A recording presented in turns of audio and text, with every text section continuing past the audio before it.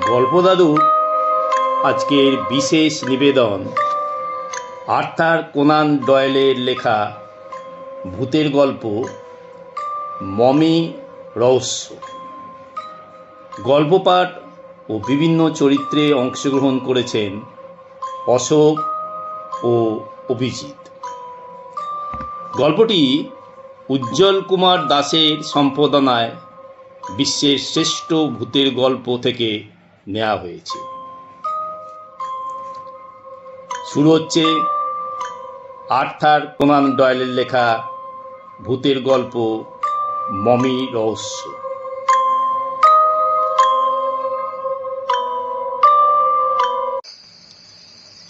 শহরের এক প্রান্তে অক্সফোর্ডের পুরনো কলেজ অঞ্চলে বহু প্রাচীন জীর্ণ শীর্ণ প্রায় ভেঙে পড়া মিনার ঘরটা দীর্ঘ বয়সের ভার নিয়ে দাঁড়িয়ে আছে। তার খিলানগুলো ভাঙা, বিরাট দরজা দুটো হেলে পড়েছে, ঘন পুরু আইভিলতা আচ্ছন্ন করে রেখেছে মিনারটাকে। এখানে কজন লোক থাকে?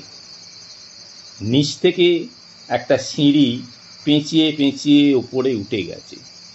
দোতলা, তিনতলা ও চারতলায় একইভাবে সিঁড়ি থেকে দুটো করে ঘর বেরিয়েছে। অক্সফোর্ড বিশ্ববিদ্যালয়ে 3 জন ওখানে থাকে। একান্তে পড়াশোনা বা কাজকর্মের পক্ষে জায়গাটা বেশ ভালো। ওপরতলায় থাকেন অ্যাবারক্রম্বি স্মিথ, মাঝের তলায় এডওয়ার্ড বেলিংহ্যাম, তার নিচে উইলিয়াম মঙ্কহাউসলি। একেবারে নিচে থাকে চাকর টমাস টাইলস। বুড়ো লোকটা ঘরদোর দেখে আর ওপরতলায় লোকেদের রান্নাবান্না কাজকর্ম করে। রাত প্রায় 10টা। চারতলায় নিজের ঘরে আরাম কেদারায় শুয়ে সুন্দর স্বাস্থ্যবান অ্যাবারক্রম্বি স্মিথ। সামনে একইভাবে পুরনো বন্ধু জেব্রো হেস্টি। মস্কো নদীতে নৌকা চালিয়ে ক্লান্ত হয়ে ওরা ফিরেছে। কথা বলতে বলতে হঠাৎ হেস্টি বলল, মিনারের অন্য দুজনের সঙ্গে স্মিথের বেশি না মেলামেশা করাই ভালো, কেননা মঙ্কহাউসলি বেশ ভালো হলেও বেলিংহ্যাম কেমন যেন সুবিধের নয়। কেন জানতে চাইল স্মিথ। বেলিংহ্যামকে কেন আমি পছন্দ করি না ঠিক বলতে পারবো না। ও চোর বা গুন্ডা বদমাইশ নয়, কিন্তু ও কেমন যেন অদ্ভুত ধরনের। অন্য ছেলেদের সঙ্গে কোনো মিল নেই। বেলিংহ্যাম চোখ দুটো ভীষণ ধরতাম, আর শয়তানিতে মাখানো। সবাই বলে ও মন্ত্র তো জানে। অবশ্য গুণ ওর আছে। পার্সি, আরবি, হিব্রু ইত্যাদি প্রাচ্য দেশে অনেক ভাষাও জানে। স্মিথ জানতে চাইল, বেলিংহ্যাম টুকটাক করে কারোর কোনো ক্ষতি করেছে কিনা? তা না হলে ওকে খারাপ বলার কোনো মানে হয় না। হেস্টি দ্বিধাজড়িত স্বরে বলল, ওকে আমি ঠিক সহ্য করতে পারি না, বিশেষ করে মঙ্কহাউসলির বোন এভেলিনের সঙ্গে ওকে যখন বেড়াতে দেখা যায় তখন। লিদের আমি অনেক দিন চিনি, এভেলিনও আমার দীর্ঘকালের পরিচিত। এভেলিনে সহজ সরল রূপসী মেয়ে। ওর পাশে বেলিংহ্যামকে দেখলে মনে হয় যেন ছোট্ট সুন্দর একটা পাখির পাশে একটা কদাকার জঘন্য কোলা ব্যাঙ লাফাতে লাফাতে চলেছে। হেস্টি আরও বলল যে বেলিংহ্যাম সকলের সঙ্গে ঝগড়া করে, সকলের ওপর জোর ফলায়, আবার শাসনেরও হুমকি দেয়। সেদিন নিজেই ঝগড়া করে বন্ধু নর্টনকে শাসিয়েছে। ও সত্যি কেমন যেন অদ্ভুত, ভয়ঙ্কর। রাত বাড়তে থাকে। স্মিথকে সাবধান করে দিয়ে হেস্টি চলে যায়। স্মিথ ডাক্তারির ছাত্র। হেস্টি চলে যাওয়ার পর সে নিজের পড়ার বইয়ে মনোনিবেশ করে। ডাক্তারি শাস্ত্রের অরণ্যে সে ডুবে যায়। হঠাৎ নিচ থেকে এক তীক্ষ্ণ অথচ অস্পষ্ট শব্দ সে শুনে, যেন কার দীর্ঘশ্বাস, কার আর্তনাদ।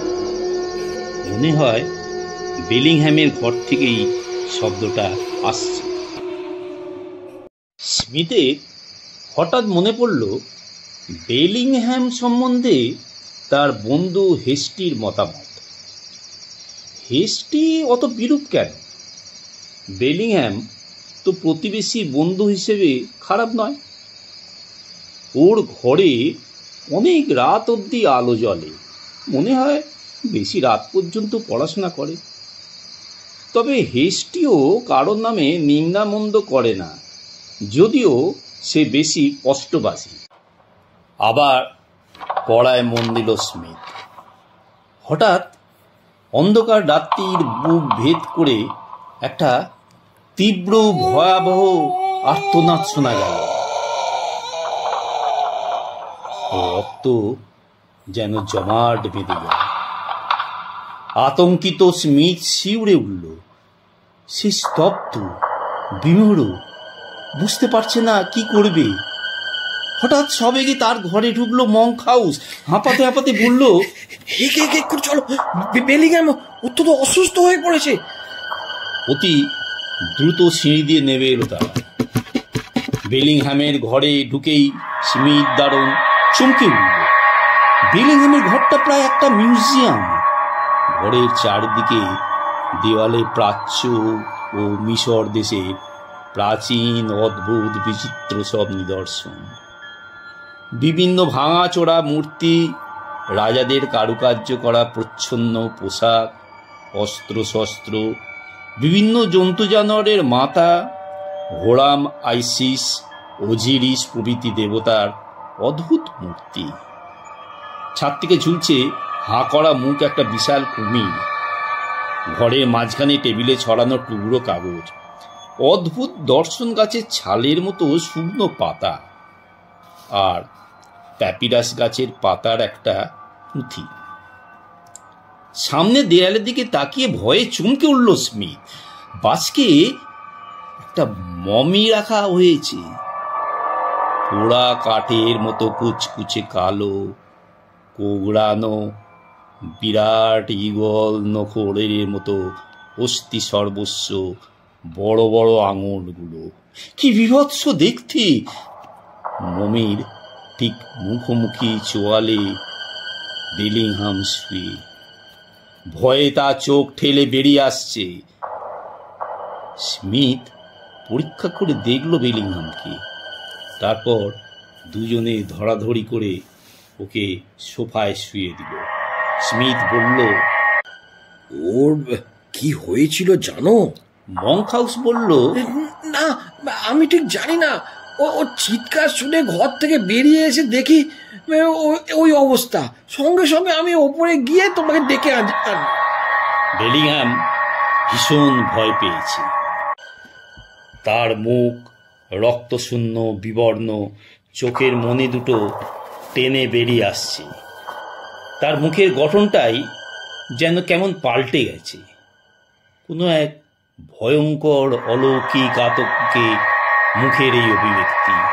মঙ্কহাউস বলল, মনে হচ্ছে মমিটা দেখেই ও এরকম ভয় পেয়ে গেছে।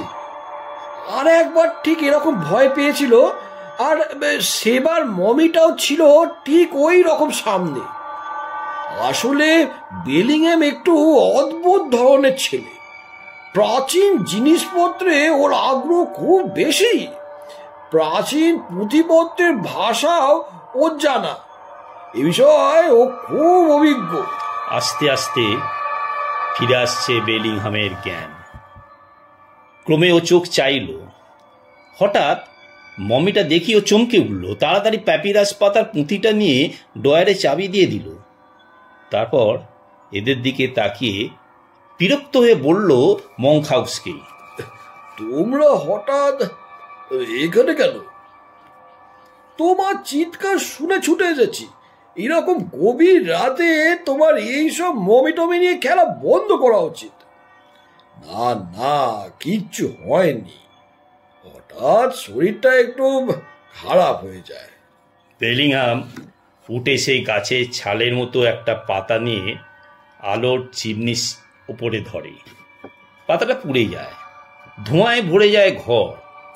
অবশেষে একটা অপরূপ সুমিষ্ট সৌরভে ঘরটা আচ্ছন্ন হয়ে যায়। এরা দুজন বিস্মিত বিহ্বল। ওদের অবস্থা দেখে বেলিংহাম যেন মজা পেয়েছে। ও মমিটার দিকে তাকিয়ে বলল যে, ওটা 4000 বছর আগের এক সম্রাটের। স্মিথ কাছে গিয়ে ভালো করে দেখল মমিটাকে। মমিটার চোখ এখন গর্ত, কিন্তু সেই অন্ধকার গর্তের মধ্যে যেন একটা লাল আগুন জ্বলছে, একটা আরক্ত আভা ছিটকে বেরোচ্ছে। ময়লা কালো চামড়ার হাতের সঙ্গে আটকানো, মাথার খুলিতে কালো চুল, ঠোঁটের ফাঁকে তীক্ষ্ণ দাঁত। দৈত্যাকৃতি মমিটাকে দেখলে ভীষণ ভয় করে, মনে হয় যেন এক্ষুনি কার ওপর লাফিয়ে পড়বে। স্মিথ ফিরে আসে নিজের ঘরে। দিন কাটছে। স্মিথ বেলিংহামের মধ্যে কোনো নিষ্ঠুরতা বা বর্বরতা দেখে না, যে কথা তার বন্ধু হেস্টি বলেছিল। বরং বেলিংহামের মাথায় ঘুরত নতুন কিন্তু কিছু আবিষ্কারের বিষয়। পৃথিবীর অনন্ত রহস্য সে জানতে চাইছে। সে বিশেষ করে ভাবত, মানুষ যদি আত্মার ওপর অধিকার স্থাপন করতে পারত। বেলিংহামের আর একটা অভ্যেস ছিল নিজের মনে বকবক করা। অনেক সময় গভীর রাত্রে নির্জন স্তব্ধতায় তার ঘর থেকে ফিসফিসানি বা চাপা গলার স্বর স্মিথ শুনতে পেত। কিন্তু কিছু জিজ্ঞেস করলে বেলিংহাম বিরক্ত হতো। নিচতলায় চাকর টমাস টাইলো বলেছিল যে, বেলিংহাম কেমন যেন পাল্টে যাচ্ছে দিন দিন। সে আপন মনে কথা বলে, ধমকায়। শুধু তাই নয়, মনে হচ্ছে বেলিংহাম ঘরের তালা চাবি দিয়ে বেরিয়ে গেলেও ওর ঘরের মধ্যে কেউ যেন চলাফেরা করে। স্মিথ বিস্মিত হয়, তবু টমাসের কথায় গুরুত্ব দেয় না। বুড়ো মানুষ, কি শুনেছে কে জানে। একদিন একটা ঘটনা ঘটল, সেটা বেশ অস্বস্তিকর। বেশ রাতে বেলিংহাম স্মিথের ঘরে এসেছে। হঠাৎ তাদের মনে হলো বেলিংহামের ঘরের দরজা কে যেন খুলল। সিঁড়িতে শোনা গেল পায়ের শব্দ, কিন্তু সব দরজা তো বন্ধ আছে। তাছাড়া এত রাতে কেই বা আসবে? কিন্তু অস্বাভাবিকভাবে ছুটে ঘর থেকে বেরোলো বেলিংহাম। অর্ধেক সিঁড়ি গিয়ে কাকে যেন ধমকালো, তারপর ঘরে গিয়ে ঘরের দরজায় তালা চাবি দিল। স্মিথের ঘরে ফিরে এসে বলল যে, তার কুকুরটা হঠাৎ বেরিয়ে পড়েছিল। বেলিংহামকে কেমন যেন শুকনো ফ্যাকাশে দেখাচ্ছে। স্মিথ অবাক হয়, বেলিংহামের কুকুর আছে সে তো কোনোদিনও দেখেনি। তবে পায়ের শব্দটা কার হতে পারে? কার? পরদিন ভোরে কড়া নাড়ার শব্দে স্মিথের ঘুম ভেঙে যায়। হেস্টি ছুটতে ছুটতে এসে বলে যে, সে কাল রাতে নর্টনকে খুন করার চেষ্টা করেছে। রাতে ফেরার সময় কলেজের গেটের সামনে হঠাৎ ওপরে বিশাল আম গাছ থেকে একটা ভয়ঙ্কর জন্তু নটনের ওপর ঝাঁপিয়ে পড়ে। লোহার সাঁড়াশির মতো হাত দিয়ে তার গলা টিপে ধরে। নটন মরেই যেত। হঠাৎ দুজন লোক এসে পড়ায় জন্তুটা তাকে ছেড়ে পালায়। ঘন অন্ধকারে সেই ভয়ঙ্কর জন্তুটাকে ঠিক চেনা যায়নি। ভয় আতঙ্কে নটন আর ঘরের বাইরে বেরোয়নি। বেলিংহ্যামই না কদিন আগে নটনকে শাসিয়েছিল। সেদিনই বাড়ি থেকে বেরোবার সময় স্মিথ শুনল যে বেলিংহ্যামের সঙ্গে মঙ্ক হাউসের ঝগড়া হচ্ছে প্রচণ্ড। মঙ্ক হাউস বলল যে কোনো দিনই তার বোনের সঙ্গে বেলিংহ্যামে বিয়ে দেবে না। জেনে শুনে সে ঈদ করবে, কবরে পাঠাবে না। বেলিংহ্যাম বলল যদি মঙ্ক হাউস তার কথা না শুনে তবে তাকে কঠিন অনুতাপ করতে হবে। অতি ক্রুদ্ধভাবে দুজনে দুদিকে চলে গেল। বিকেলে নদীর ধারে দাঁড়িয়ে স্মিথ 22 প্রতিযোগিতা দেখছে। হঠাৎ মঙ্ক হাউস এলো। কিছু কথা বলার জন্য মঙ্ক হাউস তাকে নিয়ে এলো নদীর ধারের ছোট্ট একটা বাগান বাড়িতে। নির্জনে পড়ার জন্য তার বন্ধু হ্যারিংটন এটা ভাড়া নিয়েছে। মঙ্ক হাউস বলল, বেলিংহ্যামের কাছ থেকে দূরে থাকাই উচিত। কেন? ও ভয়ঙ্কর বিপজ্জনক। ওর কথা সব আমায় বলেছি, তাতেই আমি বুঝেছি ও সরু। তুমি আজই ঘরটা পাল্টাবার চেষ্টা করো। ও হয়তো ইচ্ছাকৃতভাবে তোমার কোনো ক্ষতি করবে না, কিন্তু যে কোনো সময় তোমার বিপদে হতেই পারে। স্মিথ বলিষ্ঠ ও সাহসী। সে অকারণ ভয়ে অমন সুন্দর নির্জন পরিবেশ ছাড়তে রাজি নয়। ওখানে লেখাপড়া করা খুব সুবিধে। তবু সে মঙ্ক হাউসকে ধন্যবাদ জানালো তার শুভকামনার জন্য। সন্ধ্যা হয়েছে। অন্ধকার সিঁড়ি দিয়ে স্মিথ উঠছে। বেলিংহ্যামের দরজা খোলা। ঘরে কেউ নেই, কিন্তু বাতি জ্বলছে। স্মিথ উঁকি মারল ভেতরে। মমিটা নেই, শুধু বাস্কটা আছে। বেলিংহ্যাম ওটাকে হয়তো কোথাও সরিয়ে রেখেছে। স্মিথ ওপরে উঠেছে। অন্ধকারে কে যেন পাশ দিয়ে উপরে চলে গেল। গায়ে যেন ধাক্কাও লাগলো। স্মিথ ডাকলো, কিন্তু কেউ সাড়া দিল না। কার পায়ের শব্দটা? কে ধাক্কা দিল? কে? আলো জ্বালিয়ে বসতে না বসতেই ছুটতে ছুটতে এলো হেস্টি। হাঁপাতে হাঁপাতে বলল মঙ্ক হাউস ঝড়ে ডুবে গেছে। এখনো চেষ্টা করলে বোধহয় তাকে বাঁচানো যেতে পারে। মঙ্ক হাউস আছে হ্যারিংটনের বাড়িতে। সিঁড়ি দিয়ে দ্রুত নামবার সময় স্মিথ দেখল বেলিংহ্যামের দরজা তখনও খোলা। স্মিথ ঘরের ভেতর নজর করল। তার রক্ত যেন গর্জন করে লাফিয়ে পড়ল। সেই মমিটা রয়েছে বাস্কে, আর তার চোখের কোটরের জমাট অন্ধকার থেকে আরক্ত আওয়াজ ছিটকে বেরোচ্ছে। বিমোড় বিহ্বল স্মিথের হুঁশ ফিরল হেস্টির ডাকে। দুজনে ছুটল। স্মিথ মঙ্ক হাউসের জ্ঞান ফিরিয়ে আনার চেষ্টা করছে। অনেক প্রয়াসের পর তার চেতনা ফিরল। ভয়াল আতঙ্কে বিস্ফোরিত চোখে মঙ্ক হাউস বলল, আমাকে কেউ ঠেলে জলে ফেলে দিয়েছে। নদীর দিকে সামনে করে দাঁড়িয়েছিলাম। কে যেন পালকের মতো তুলে আমার জলে ছুঁড়ে ফেলে দিল। আমি এ কথা বিশ্বাস করি। মঙ্ক হাউসের কানের কাছে মুখ এনে আস্তে আস্তে বলল স্মিথ। জমাট বাঁধা বিস্ময় নিয়ে লি মঙ্ক হাউস মুখ তুলল। মৃদুস্বরে বলল, তুমি বিশ্বাস করছো স্মিথ? হ্যাঁ। ফেরার সময় স্মিথ চুপচাপ ভাবছে অনেক কথা। বেলিংহামের ঘর থেকে মমিটা চলে গেল। সিঁড়িতে কার পায়ের শব্দ, আবার অবিশ্বাস্যভাবে মমিটার ফিরে আসা।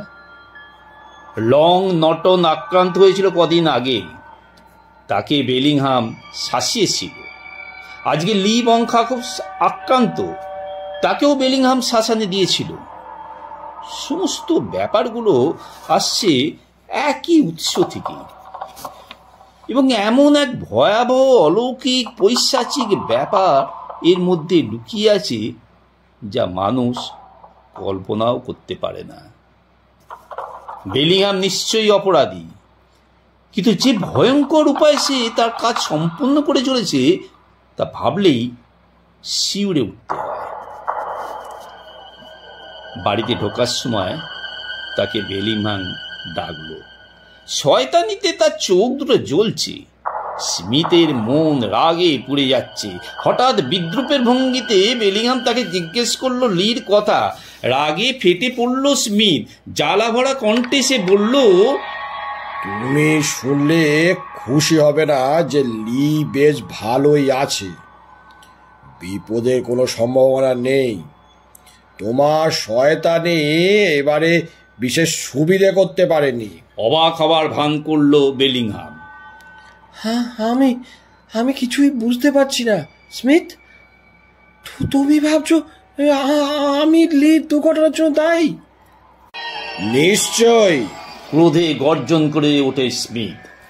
তোমার ওই কঙ্কালটাকে জাগিয়ে লির পেছনে ওকে লেলিয়ে দিয়েছো। বেলিংহাম প্রতিবাদ করে, না, তা কি সম্ভব হয়? স্মিথ তীব্র স্বরে বলল, তোমাকে শেষবারের মতো সাবধান করছি বেলিংহাম। তুমি এখানে থাকার সময় কলেজের বন্ধুদের যদি কোনো ক্ষতি হয় আমি তোমাকে ছেড়ে দেব না, আর তার জন্য দায়ী থাকবে তুমি। তোমার ওই মিশরের দেশে টুকটাক শয়তানি এইখানে চলবে না। পরদিন সন্ধেবেলায় স্মিথ ঘর ছেড়ে বেরিয়েছে। ডাক্তার বন্ধু প্যাটারসনের কাছে যাবে। নির্জন গাছপালা ঢাকা পথ দিয়ে স্মিথ চলেছে। শান্ত বাতাস বইছে ঝিরঝির করে। আকাশে মেঘের আনাগোনা, ম্লান জ্যোৎস্নায় চারপাশ ঢাকা। নির্জন পথে স্মিথ জোর পায়ে চলেছে। সামনে পার্ক, পার্কের ওপারে বন্ধু প্যাটারসনের বাড়ি। স্মিথ পার্কে ঢুকল। হঠাৎ দেখল ছায়ার মতো কি যেন একটা তার দিকে এগিয়ে আসছে দ্রুত বেগে। অন্ধকারে তার চোখের কোটর থেকে যেন লাল আগুন ঠিকরে বেরোচ্ছে। ভয়ে আতঙ্কে প্রাণ রক্ষার তাগিদে দ্রুত ছুটল। ভয়ঙ্কর মৃত্যু ছুটে আসছে পিছনে। নুড়ি ছড়ানো পথে স্মিথের পা আটকে যাচ্ছে। সে পারছে না জোরে দৌড়তে। ভীষণ ভয়াল নেংড়ির মতো হিংস্র মমিটা তীব্র বেগে ছুটে আসছে। চোখ দুটো জল জল করছে রক্ত চুনির মতো। কুচকুচে কালো অস্থি সর্বস্ব একটা হাত তার দিকে বাড়ালো। আর পরিত্রাণ নেই। বাঁচবার অদম্য তাগিদে স্মিথ প্রাণপণে ছুটছে। সামনে প্যাটারসনের বাড়ি। ঈশ্বরকে ধন্যবাদ, দরজাটা খোলা। আপ্রাণ প্রয়াসে দমকা হাওয়ার মতো ঘরে পৌঁছে কোনো মতে খিল আটকে অস্পষ্ট আর্তনাদ করে অচেতনের মতো শুয়ে পড়ল। ছুটে এলো প্যাটারসন। কিছু পরে সুস্থ হলো স্মিথ। বন্ধুকে বলল সব কথা। বেলিংহামের অজ্ঞান হওয়া থেকে শুরু করে সব কথাই সে বলল। প্যাটারসন বিস্ময়ে স্তম্ভিত। সে যেন বিশ্বাস করতে পারছে না এসব। বিশ্বাস করো প্যাটারসন, এরা একটা শব্দ মিথ্যে নয়। পুরনো পুঁথি থেকে মন্ত্র শিখে তা দিয়ে মমিকে জীবন্ত করে মানুষের উপর প্রতিশোধ নেওয়ার পৈশাচিক পথ পৃথিবীতে বোধহয় আর কেউ গ্রহণ করেনি। কিন্তু আমি এর প্রতিশোধ নেবই, বন্ধু বান্ধবের জন্য মানবিক আদর্শের কথা বিবেচনা করে। অন্তত নিজেকে বাঁচাবার তাগিদে এটা আমার করতেই হবে। রাতটা বন্ধুর ওখানেই কাটল স্মিথ। পরদিন বেরিয়ে বন্দুকের দোকানে গিয়ে ভারী একটা রিভলভার কিনে তাতে 2টো কার্তুজ ভরল। তারপর দ্রুত এলো মিনারে। কোনো রকম শব্দ না করে স্মিথ ঢুকল বেলিংহ্যামের ঘরে। বেলিংহ্যাম বসে কি যেন লিখছে। মমিটা বাস্কর মধ্যে শক্ত হয়ে শুয়ে আছে। স্মিথ সশব্দে দরজাটা বন্ধ করল। দরজা বন্ধ করার শব্দে বেলিংহ্যাম চমকে উঠল। আরো ভীষণভাবে চমকালো স্মিথকে দেখে। স্মিথ এখনো জীবিত। স্তব্ধ বিস্ময়ে স্মিথের দিকে এসে হাঁ করেছে। স্মিথ রিভলভারটা বার করে হাতে ধরল। স্মিথ, কি ব্যাপার? অস্পষ্ট স্বরে বলল বেলিংহ্যাম। টেবিল থেকে ওই লম্বা ছুরিটা নিয়ে মমিটাকে খণ্ড খণ্ড করে কেটে ফেলো। স্মিথ দৃঢ় আদেশের স্বরে বলল। 5 মিনিটের মধ্যে কাজ আরম্ভ না করলে বুলেট দিয়ে তোমার খুলি উড়িয়ে দেবো। বেলিংহ্যাম অনুনয় বিনয় করল অনেক। স্মিথ অনড়। রিভলভার ধরা তার কঠিন মূর্তি দিকে তাকিয়ে ভীত বেলিংহ্যাম ছুরিটাকে মমির বুকে ঢুকিয়ে দিল। ছুরির আঘাতে আঘাতে শুকনো হাড় পাঁজরা খসে পড়তে লাগলো। পুরনো ধুলোর গন্ধে ঢেকে গেল ঘর।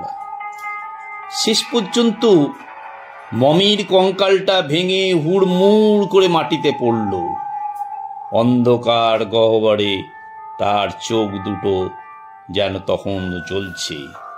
স্মিথ এবার আদেশ করল, কঙ্কালটাকে আগুনের মধ্যে ফেলে দিতে হবে। মমির খণ্ড বিখণ্ড অংশগুলোকে জ্বলন্ত অগ্নিকুণ্ডের মধ্যে ফেলতে সব হুহু করে জ্বলে উঠল। মমি পোড়ার এক বিশ্রী বিকট গন্ধে ঘর ভর্তি হয়ে উঠল। অসহ্য দুর্গন্ধে স্মিথের বমি এসে গেল। কিন্তু সে দৃঢ় নির্বিকার। কিছু পরে মমির আর চিহ্ন রইল না। এবার নিশ্চয়ই তুমি খুশি হয়েছ? প্রশ্ন করো বেলিংহ্যাম। তার চোখে ঘৃণা, মুখে বিদ্রুপ। না, মমির সঙ্গে সব কিছু তোমাকে নষ্ট করতে হবে যেন ভবিষ্যতে আর বদমাইশি করতে না পারো। বেলিংহ্যাম গাছের ছালের মতো শুকনো পাতাগুলো নিয়ে আগুনে ফেলল। আগুন দাউ দাউ করে জ্বলল। ধোঁয়ায় আচ্ছন্ন হয়ে গেল ঘর। পরে একটা অপরূপ সুমিষ্ট সৌরভে ঘরটা আচ্ছন্ন হয়ে গেল। এবার পুঁথিটা বার করো। রিভলভার উঁচিয়ে স্মিথ বলল। পুঁথি? সেটা আবার কি? প্যাপিরাসের পাতার হলদে রঙের পুঁথিটা, যেটা তুমি ড্রয়ারের মধ্যে চাবি দিয়ে রেখেছো। বেলিংহ্যাম যেন আঁতকে শিউরে উঠল। ওই মূল্যবান পুঁথি সে প্রাণ গেলেও নষ্ট করতে পারবে না। তাছাড়া ওর মধ্যে অলৌকিক শক্তির চাবিকাঠি আছে। সে স্মিথকে শিখিয়ে দেবে কেমন করে মৃত আত্মাদের রাত্রিবেলায় জাগ্রত করতে হয়, তাদের রক্ষা করতে হয়। দৃঢ় প্রতিজ্ঞা কঠিন হৃদয় স্মিথ ড্রয়ারের চাবি খুলে পুঁথিটা টেনে বার করল। বেলিংহ্যাম বাধা দিতে এলো। স্মিথ তাকে সজোরে ধাক্কা দিয়ে ফেলে দিল ঘরের কোণে। পুঁথিটাকে টুকরো টুকরো করে ছিঁড়ে নিক্ষেপ করল অগ্নিকুণ্ডে। সব ছাই হয়ে গেল। তারপর আর বিশেষ কিছু হয়নি। অক্সফোর্ডের পুরনো এলাকায় সেই রকম ঘটনা আর ঘটেনি। বেলিংহাম অক্সফোর্ড ছেড়ে চলে গেছে সুদানের দিকে। সে জানে প্রকৃত রহস্য অসীম। সেই অনন্ত রহস্যের মধ্যে সে যেতে চায়, জানতে চায় তার স্বরূপ। হয়তো সেই পথের সন্ধান এখনো সে করে চলেছে।